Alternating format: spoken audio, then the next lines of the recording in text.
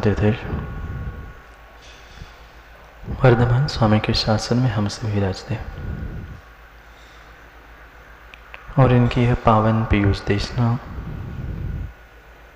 हम सभी के लिए परम उपकारी है। अनादिकाल से हमारी आत्मा में जो जन्म, जरा और मृत्यु रूपी रोग लगे, उन रोगों का उपशमन करने वाली कोई परम औषधि है तो वह एकमात्र यह जिनवाणी। भव्य आत्माओं, कई भाव बीत गए, कई पर्याय नष्ट हो गए, पर व्यक्ति को अपने गलती का एहसास नहीं होता। ऐसा शायद ही कोई क्षण बीतता होगा जब व्यक्ति श्रावक बिना किसी गलती के अपना दिन निकालता होगा, चाहे मन से, वचन से या काय से। किसी न किसी से प्रकार से छद्मस्त को, श्रावक को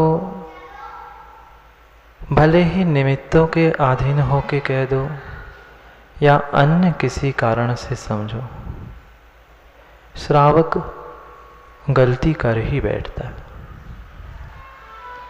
ऐसा कहा भी जाता है, गलती करना इंसान का काम है। यहाँ तक यह बात स्वीकार है, अगर गलती पहली, दूसरी, तीसरी बार तक हुई है तब तक तो हम कह सकते हैं कि गलती इंसान से होती है। जो एक दो बार हो गलती, वह इंसान से होती है।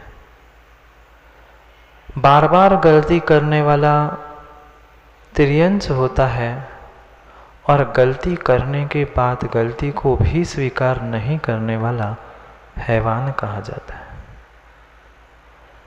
हमें अपने स्वयं की पहचान करनी है कि वास्तव में मैं इंसान हूँ, जानवर हूँ कि हैवान हूँ। अभी तक हम जानवर और हैवान की तरह ही जीते रहे, मस्ती में गलती करते रहे, पाप करते रहे और पुनः उसको दूसरे क्षण में भूल गए। हमें स्वयं को स्वयं से कभी बोध ही नहीं हुआ कि मैं बहुत बड़ी गलती करने जा रहा हूँ या मैंने बहुत बड़ी गलती की। जिस दिन, जिस क्षण हमें अपने गलती का एहसास होने लग जाएगा, युवाओं विश्वास मानना, उसी दिन हमारा एक देश मोक्ष मार्ग प्रारंभ होगा। निर्मल जी समझना, अभी आपके हाथ में ना पिच्छी का मंडल है, ना आपके पास कोई रत्नत्र है, ना श्रावक के कोई व्रत भी है, पर उस जीव को अगर अपनी गलती का एहसास हो रहा है तो वह नियम से बनने वाले मोक्ष मार्ग की संज्ञा प्राप्त कर सकता है। बनने वाले, आज उसके पास कुछ भी नहीं है, उस व्यक्ति के पास मात्र एक लॉटरी की टिकट है। लॉटरी की टिकट जानते हैं? मात्र एक लॉटरी की टिकट है और उसे ये भरोसा है कि हो ना हो मेरा नंबर पक्के में लग जाएगा। ऐसी ही कुछ स्थिति जिसने अपनी गलती को, अपने पापों को, अपने कमजोरियों को समझ के रखा है, उसके साथ भी ऐसा ही है। हो ना हो कभी ना कभी वह उस गलती को, अपने पापों को छोड़ने का प्रयास करेगा। कौन? जिसको एहसास है कि मैं गलती कर रहा हूँ। व्यक्ति आज यही हर स्थानों पे देखा जाता है कि व्यक्ति अपनी गलती नहीं खोजता, दूसरे को परेशान करने के लिए, दूसरे को ताने देने के लिए और दूसरे को सब कुछ करने के लिए तैयार है, पर अपने में सुधार करने में तैयार नहीं है। कब होगा सुधार? सुधार करने से पहले गलतियों का एहसास होना आवश्यक है। हम समझ रहे थे विगत 5-6 दिनों से स्वयं की ही गलती को कि किस प्रकार से हम दिन भर की अपनी क्रियाओं में, आवश्यकों में, श्रावक की दिनचर्या में प्रमादजन्य दोष लगा दिया है। जबकि हमारा उद्देश्य ऐसा किसी व्रत में, किसी कार्य में, किसी आवश्यक में किंचित भी दोष लगाने का नहीं था। हम तो पूजा पाठ कह दो, सामायिक कह दो, भोजन आदि नियम व्रत, इन सबको बहुत अच्छे से पालन करना ही चाहते थे, पर क्या करें?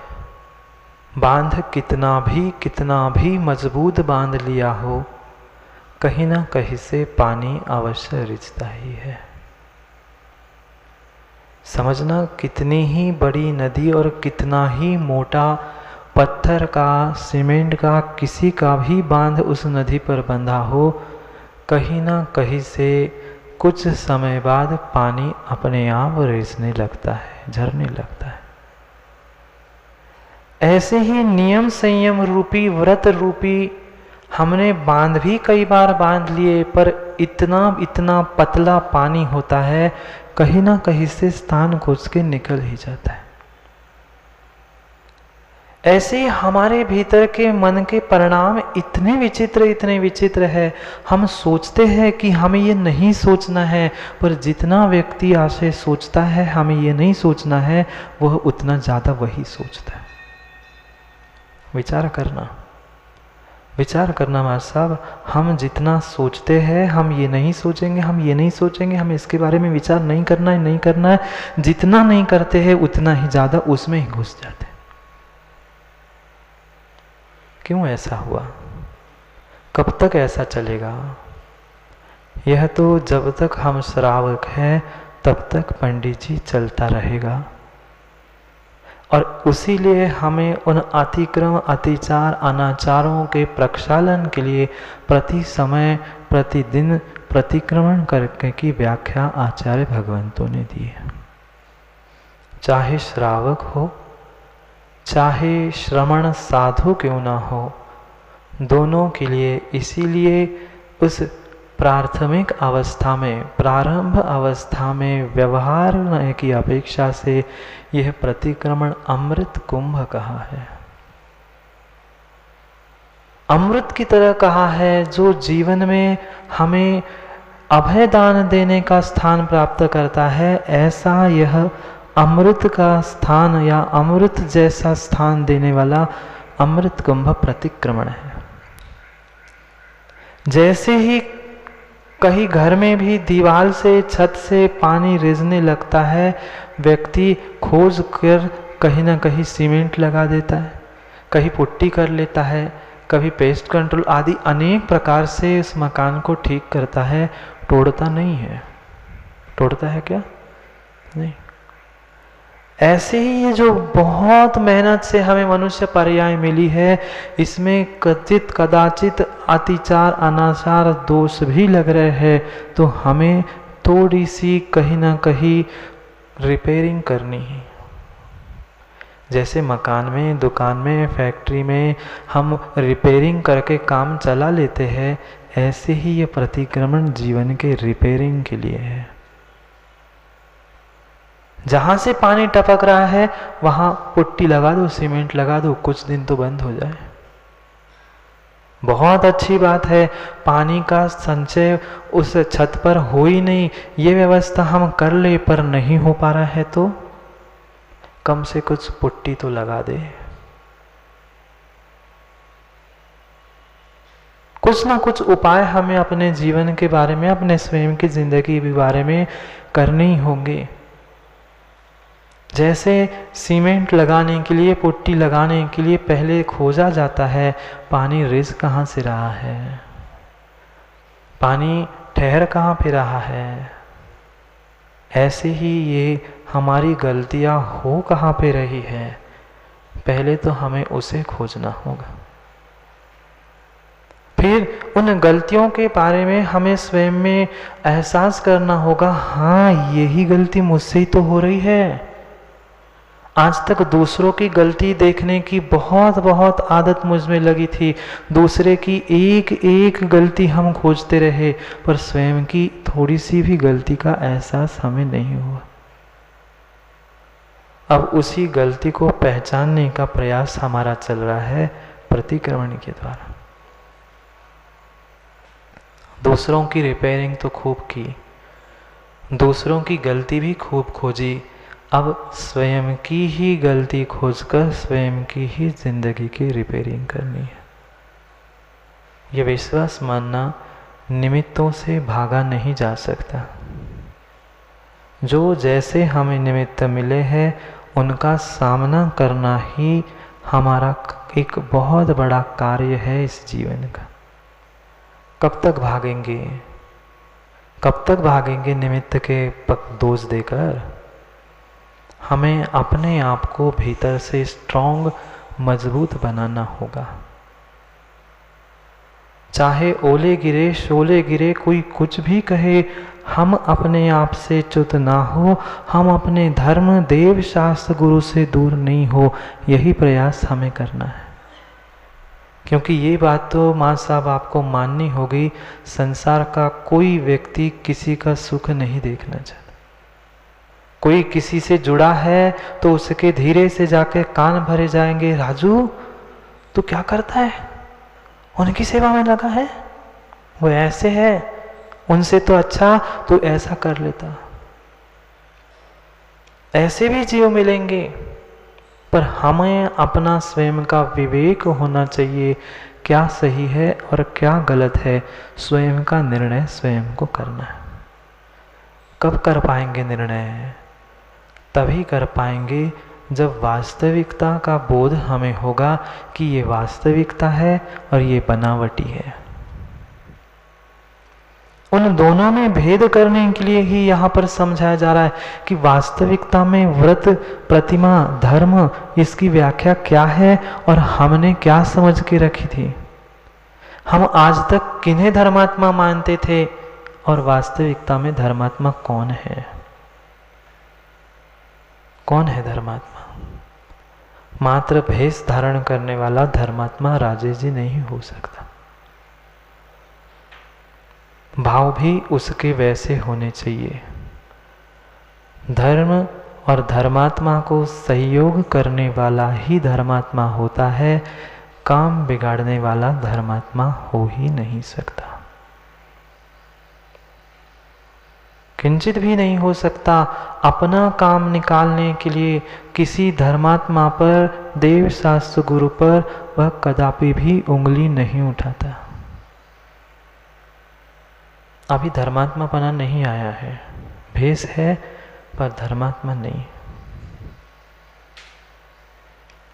दूसरों की छोड़कर अब मुझे अपने में धर्मात्मापना लाना है, इसलिए मेरा प्रयास चल रहा है स्वयं के गलतियों का एहसास करना। कोई दूसरा स्वयं की गलतियों का एहसास कराने आने वाला नहीं है, और माना कि आ भी जाए तो आप मानने वाले नहीं हैं। मानने वाले हो क्या निर्मल जी? कोई आके आपसे कह दे कि यहाँ भजन बोलते समय आपने थोड़ी सी गड़बड़ की, कहते तुम्हें क्या पता, मैं 50 साल से पूजा करा रहा हूँ, मैं 50 साल से भजन गाना जानता हूँ, ऐसे ऐसे अवार्ड मिले, ऐसा ऐसा मुझे मिला, आप क्या जानते हो? ऐसा होगा? एकमात्र स्थान है, एकमात्र स्थान है जहां हम अपनी गलती को स्वीकार कर सकते हैं, अपनी गलती को सुन सकते हैं, वह मात्र देव शास्त्र गुरु का स्थान है, अन्य नहीं। यहाँ देव भी है, शास्त्र भी है। इसलिए विचार करो कि हम अपने जीवन में कितनी सारी गलतियां करते आए हैं, अब उसमें सुधार कैसे करें। श्रावक के जो 11 धर्म बताए थे उसका व्याख्यान 11 प्रतिमाओं के द्वारा जो किया था, उसका स्वरूप और उसके अतिचार हम समझ रहे थे। पहली प्रतिमा थी दर्शन प्रतिमा, 25 दोषों से रहित होकर जो 5 उदंबर फल और 7 व्यसन का त्याग करने वाला जीव था, उसको ही दर्शन प्रतिमा होती है, ऐसा हमने उसका स्वरूप समझा। उसके अतिचार अनाचार भी हमने समझे। शंका करना, आकांक्षा करना, ग्लानि करना, पर दर्शन पर दृष्टि वालों की प्रशंसा स्तुति करना, ये पहले प्रतिमा के अतिचार समझे थे। फिर दूसरी प्रतिमा के स्वरूप को हमने समझा। 5 अणुव्रत, 3 गुणव्रत और 4 शिक्षा व्रतों से जो परिपूर्ण होता है, वह दूसरी प्रतिमा व्रत प्रतिमाधारी इस संज्ञा को प्राप्त होता है। और यही से प्रारंभ होता है एक देश हमारा मोक्ष मार्ग। लोगों ने मोक्ष मार्ग को मात्र पिछी कमंडल और रत्नत्रय से ही मानना प्रारंभ किया। वो तो है, वो तो साक्षात है ही, पर संयम अंश जगे जहां, भोग अरुचि परिणाम। भले ही एक देश संयम पालन करने की इच्छा हुई, भले ही एक देश भोगों से विरक्ति को प्राप्त कर लिया, कुछ ना कुछ एक कदम तो आगे बढ़ा। सबसे बड़ी पहली सीढ़ी मोक्ष मार्ग की है सम्यक दर्शन, और उस दर्शन प्रतिमा को नहीं, मात्र सम्यक दर्शन को भी प्राप्त करने वाला नियम से मोक्ष मार्गी हो सकता है, नहीं होता है। कम से कम कुछ ना करे, हम श्रद्धान करें और जितनी शक्ति है उतने नियम व्रतों का पालन करें। 5 अणुव्रत, स्थूल रूप से हिंसा नहीं करना, स्थूल रूप से झूठ नहीं बोलना, स्थूल रूप से चोरी नहीं करना। कितनी सारी छूट राजोया आगम ने दे दी है। स्थूल रूप से कहा है, मोटा मोटी तो मत करो। सूक्ष्म श्रावक से हिंसा, झूठ, चोरी ये होगा, पर उसकी आदत भी डाल के मत रखो। स्थूल पापों से दूरी बनाने के लिए कहा है, जितने मोटा मोटी हिंसा, चोरी, कुशील, परिग्रह है, उससे बचने के लिए कहा है।